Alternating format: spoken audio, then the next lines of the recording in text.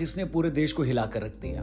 Police report के मुताबिक बदायूं की बाबा कॉलोनी में सलून चलाने वाले साजिद और जावेद उसी कॉलोनी में रहने वाले विनोद के घर जाते हैं। ये दोनों भाई 7 साल से इसी मोहल्ले में सलून चला रहे थे।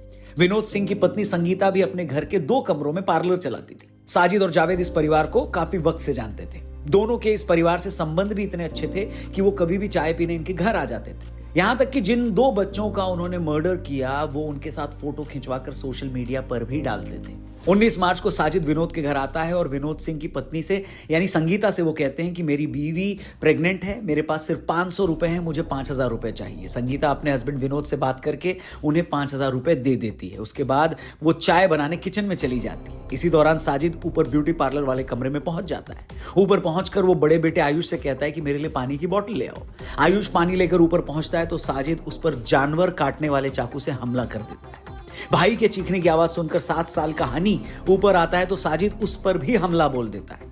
दोनों भाइयों की चीख सुनकर तीसरा भाई पीयूष ऊपर आता है। दोनों भाइयों को खून से लथपथ देखकर वो शोर मचाने लगता है। बेटे की शोर मचाने की आवाज सुनकर मां संगीता भी ऊपर आती है तो साजिद पीयूष और संगीता पर भी हमला करने की कोशिश करता है। जिस दौरान साजिद अंदर बच्चों को मार रहा था उसी वक्त उसका भाई जावेद हाथ में चाकू लेकर घर के बाहर खड़ा होकर लोगों को अंदर आने से रोक रहा था।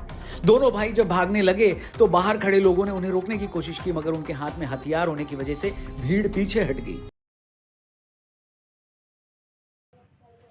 जय श्री राम, जय श्रीमन नारायण, जय श्री राधे। आप सभी सनातनियों को, भारतवासियों को एवं माताओं बहनों को, भाई बंधुओं को आज मैं बात करने आया हूं उस बदायूं की घटना पे जो अभी हाल में 19 मार्च को हुआ है।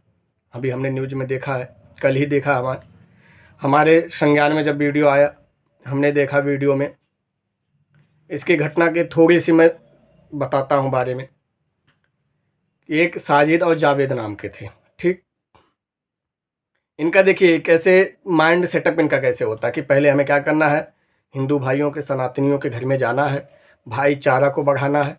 भाईचारा बढ़ाने के बाद फिर जैसे जानवरों के गलों को काटा जाता है, गले को काट दिया जाता है, वैसे ही इनके बच्चों को मार दिया जाएगा, इनको मार दिया जाएगा। ये इनका चल रहा है, बड़े ठाठ से चला रहे हैं इसको, बड़े ही अच्छे से, क्योंकि हमें काफिर समझते हैं ये।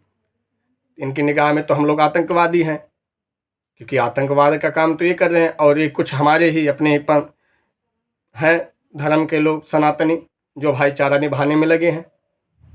वो दिन दूर नहीं जो हाल आज विनोद के बच्चों का हुआ है, जो हाल संगीता के बच्चों का हुआ है, वो हाल हमारा भी होगा अगर ऐसे भाईचारा निभाते चलोगे। कुछ लोग कहेंगे कि अरे आप हिंदू मुस्लिम का वो करवा रहे हैं।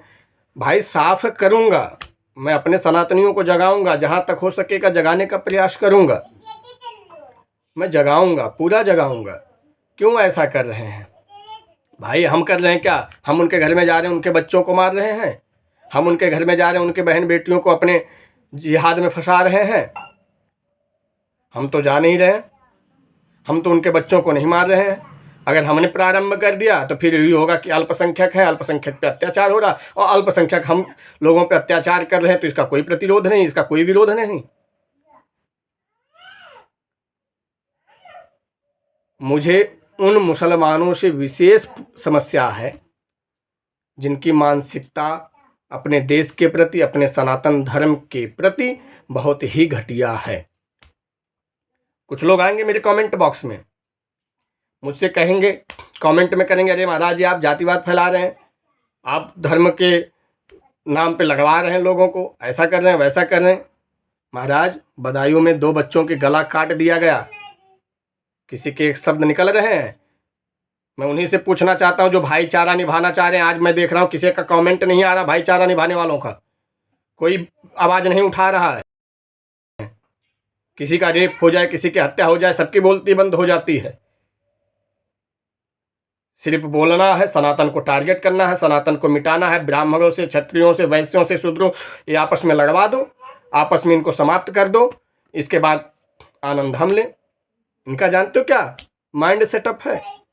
जावेद ने, साजिद ने क्या किया? विनोद सिंह के घर में गए, बदायूं की घटना, उनसे अच्छा व्यवहार बनाया, विश्वास उन पे अपना विश्वास, इतना प्रभाव डाल दिया अपने विश्वास का, इतना विश्वास बनाया कि वो लोग विश्वास करने लगे घर के हैं, सदस्य हैं, घर में आने दिया। और जब घर में आने दिया क्या किया, उनके 2 बच्चों को, वो भी बच्चे थे महाराज, एक 7 वर्ष का था, एक 10-12 वर्ष का था, गला कैसे काटा, जैसे जानवरों का काटा जाता है।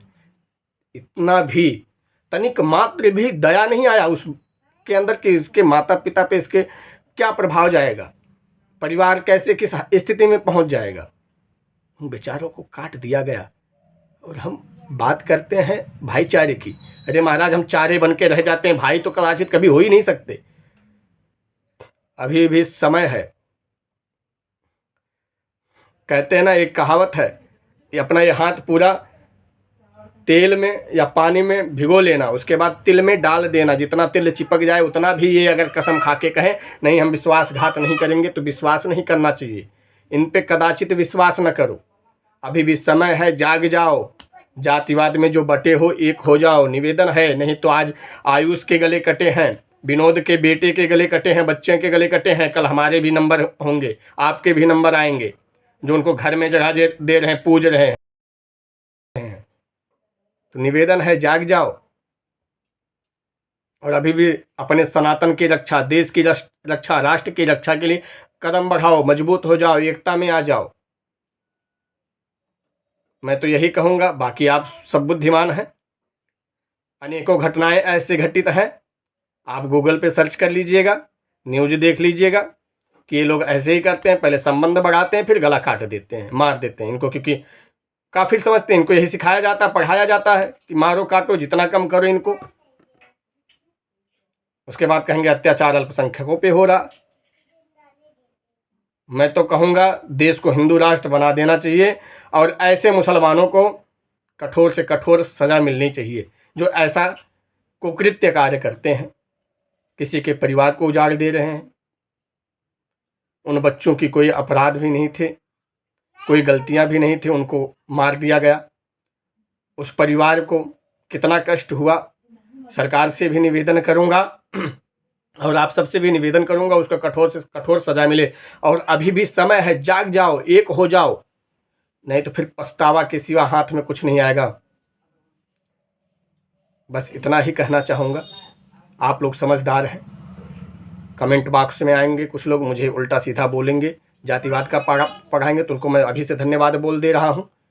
मुझे सिखाने की ज़रूरत नहीं है। मैं अपने सनातन के प्रति, अपने राष्ट्र के प्रति सदैव संलग्नता से रहूँगा। ना मैं इनको अपने घर में घुसने दूंगा, ना इनसे मेरा कोई संबंध रहेगा। ठीक है। जय श्री राम, जय श्रीमन नारायण।